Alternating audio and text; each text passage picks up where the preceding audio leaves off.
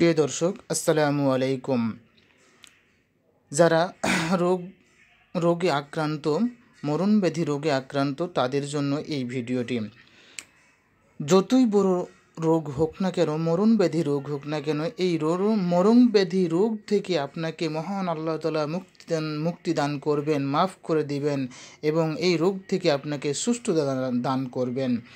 রাসূল সাল্লাল্লাহু আলাইহি ওয়াসাল্লাম বলে গেছেন, যে ব্যক্তি ফজরের পর এক গ্লাস পানিতে সূরা ফাতিহা একবার, সূরা ইখলাস 3 বার পাঠ করে ফু দিয়ে এক লাগারে 45 দিন পান করবে, সেই পানি নিয়মিত পান করবে, সেই ব্যক্তির যতই বড় রোগ হোক না কেন, যতই বড় মরণব্যাধি রোগ হোক না কেন, সেই ব্যক্তিকে মহান আল্লাহ তাআলা সুস্থ দান করবেন, মাফ করে দেবেন, রোগ থেকে মুক্তি দিবেন।